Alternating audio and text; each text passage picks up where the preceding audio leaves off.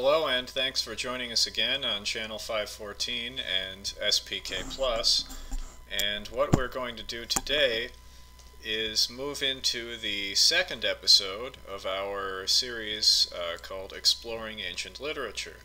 And as you may remember from last time, the first episode in this series, what we were talking about, or what we did then, was to introduce Mesopotamian civilization in general, and then we discussed the text called Atrahasis, which is also used in our third study in our 10-part series, Because of You, or Just Because. And if you remember what happens in that one, there are two groups of gods. One is more powerful and the other less powerful, and they're living in the world before, and the sky above the world, before there have been any humans made to live in this world. And so the less powerful group of gods, for whatever reason, they have to do all the work of cultivating the world. And so this gets to be such a problem, and they get so discontented that they protest to the more powerful gods, who then create humans in order to relieve the gods of their labors. And so then the humans get to be too much of a bother. They make all this noise, and so the gods are upset, and they flood the earth, and everyone is destroyed except for this guy Atrahasis, and then and his family, and then they let him live forever after that. And then they come up with ways of making life more dangerous and much shorter for the humans who will live after that, so that they won't become too numerous again and create too much of a disturbance for the gods. And so we see some similar themes to that in this text that we're going to talk about right now. In this next one, it's known as Enuma Elish, or the Epic of Creation. And so this text, while Atrahasis, we have a pretty good idea, was probably written around the 17th or 18th century BC. Enuma Elish, we don't know how early is the earliest version, because there are many different versions, and importantly there are two versions that have a special importance. One, a Babylonian version, in which the main character is Marduk, who's the patron god of the city of Babylon, and the other is an Assyrian version in which the main character is the patron god of the Assyrian kingdom. And so, just to refresh everyone's memory, who isn't already familiar with this, I'll show the map that I showed in the first episode once again. I'll try and get that up nice and close there. And so you can see more in the middle of Mesopotamia, here's Babylon and the region called Babylonia around it. And then up here you've got Ashur in Upper Mesopotamia, and this region is traditionally known as Assyria. And so, in these two different places, this epic was an especially important text, and at Babylon, it was used at the New Year festival. At every New Year festival, they would read this, and they would celebrate their religion and their heritage and the special importance of the city itself. And so, just to summarize, well, before I summarize it, I'll show you this marker board that I've obtained. And I'm going to write some key terms on it. You can see here, Enuma Elish, that's our text, Epic of Creation. The main character, Marduk, that's the god of the city of Babylon, the special patron and protector of that city. And so over on the other side, you've got Apsu and Tiamat and Kingu, and we'll get to that in just a moment. But the idea is that before the world existed, there's a primordial chaos. So there's just all this disordered matter, and there are these monstrous beings that live in it. And in this watery abyss, there's a being named Apsu. And probably he's called that because in this culture, and in the ancient Near East in general, it was believed that under the earth there's a vast body of water, and this is often called the Apsu. And so this character, Apsu, he's a being that inhabits this watery abyss, and after the earth is created, that water is under the earth. So then there's also Tiamat, who's a female monster who's depicted as having different body parts from all different animals. So she's very frightening and bizarre. And she has a mate named Kingu. And so those are the three names of these monstrous beings, these primordial beings that I just showed you on the marker board. So what happens is the gods just kind of come into being after the primordial chaos has just been inhabited for a while by these monstrous beings. So I'll read just a little bit here from the very beginning, from the first tablet of the Epic of Creation, Enuma Elish. It goes like this: When skies above were not yet named, nor earth below pronounced by name, Apsu, the first one, their begetter, and maker Tiamat, who bore them all, had mixed their waters together, but had not formed pastures, nor discovered reed beds, when yet no gods were manifest, nor names pronounced, nor destinies decreed. Then gods were born within them. So the gods come into being, and one of them, Ea, he defeats and destroys this being Apsu, who lives in the watery abyss, and it was believed after that that Ea was the god who ruled over this watery realm underground. But then Tiamat, the female monster, she's angry. She wants to destroy the gods, and so they don't know what to do. They're terrified of her. They don't think they can defeat her. But of course, the god of the city of Babylon, he's their great champion, so he's able to defeat these two monsters. And then after that, having captured Kingu, the mate of Tiamat, they put him to death, and they create humans from his blood, it says, so that, as I pointed out many times in our third study in our 10-part series, man may bear the load of the gods. So often it says, let man bear the load of the gods, or it says, the work of the gods he imposed on them, meaning us. So there's that idea again that our purpose is to labor and suffer so that the gods can live a happy life and be exempt from our suffering. And if it weren't for us, they would have to suffer.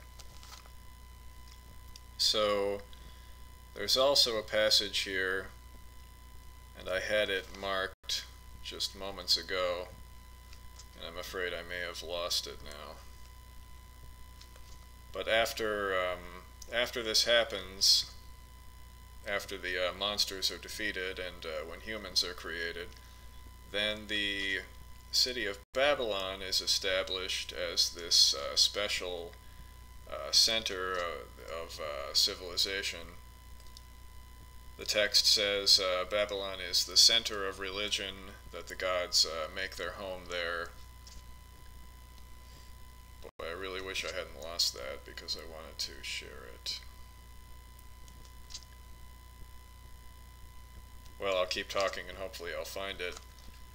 But after that, what they do is the gods all celebrate, and they say, "Come, let us call him by his 50 names," meaning Marduk. So of course you can guess, what do they do then? They chant a big litany of praises to their hero. And so that goes on for a while. That's pretty much the whole rest of the text.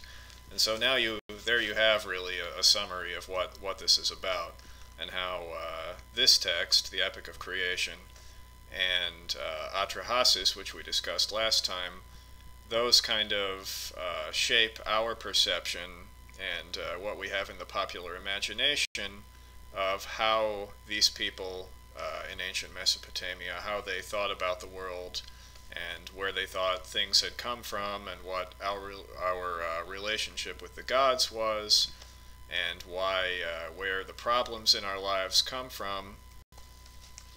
So our idea of it mainly comes from these two texts, which we know were important to the Mesopotamians themselves. So I found this passage that I wanted to read earlier.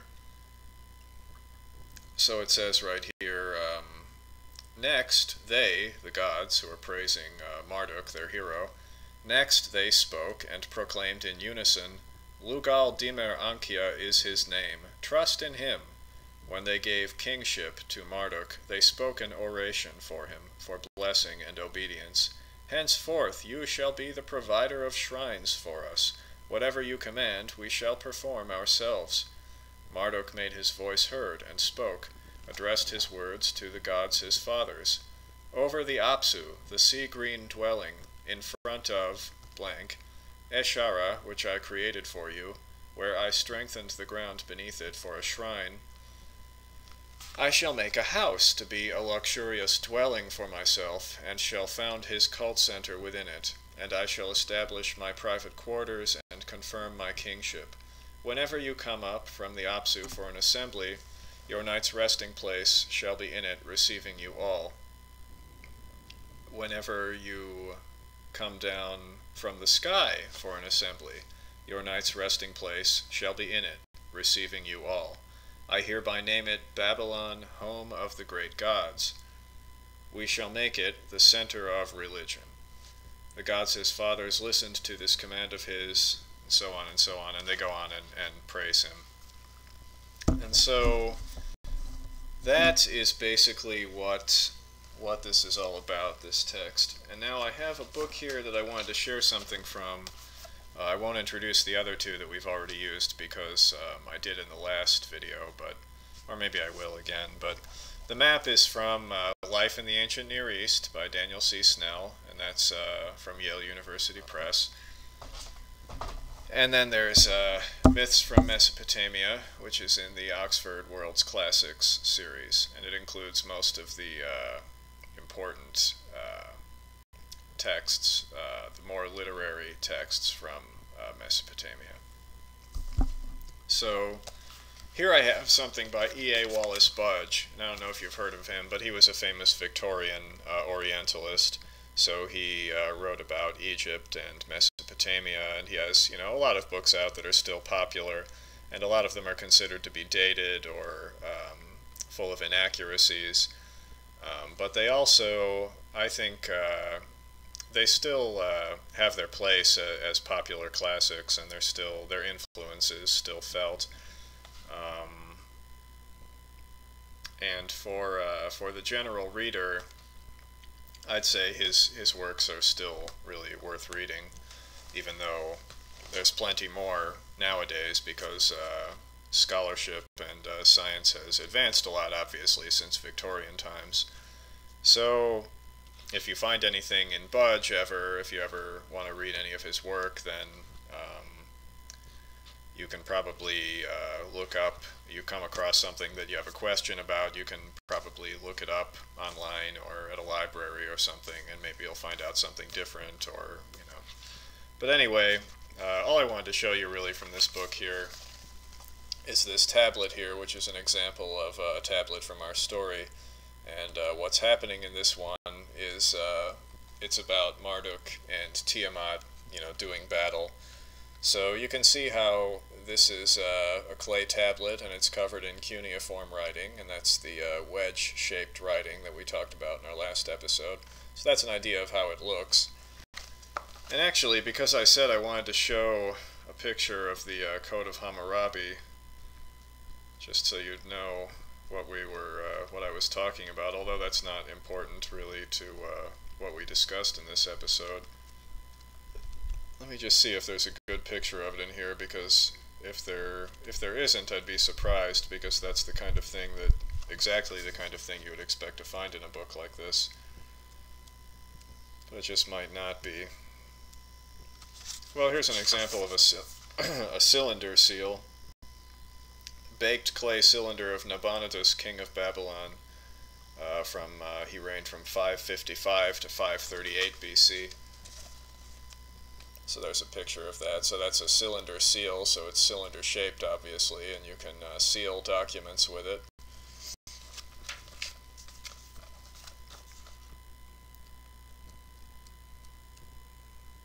Is this it here? No, that's something else.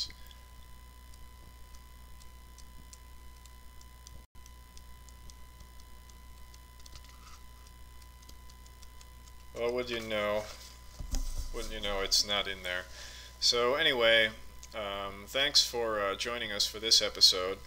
And now, if you've watched this one and the last one, then you are acquainted with the basic outlines and the ideas of the probably two of the most historically significant literary classics from ancient Mesopotamia. And in some of the future, we'll probably do two, maybe three more of these on Mesopotamia before we move on into Egypt. And from there we'll go on to Greece and Rome, I think. So what the next few ones will be about is some miscellaneous works, mythological works about the gods, or more legendary works about heroic or illustrious men, humans, and these adventures that they have. And of course on the Epic of Gilgamesh, which is the great epic literature of this part of the world in its ancient past. And I say Epic of Gilgamesh, but actually there are these old poems, and there are various versions of this great epic, so really it's a larger literature than you might think from just hearing the epic of, you know. So that's an idea of where we're going to go from here. And again, these are just off-the-cuff descriptions that I basically am just coming up with as I go along, without much preparation at all. And they're meant to be fairly simple, really as simple as possible, so that almost anyone can understand what's going on and what the significance of that really is, what it's about, without going into great detail. So I'm just going to cut this off here, and thanks very much for joining us once again, and please do join us again soon, and we'll get back on this very soon. And so have a nice evening and a great week. Thanks again.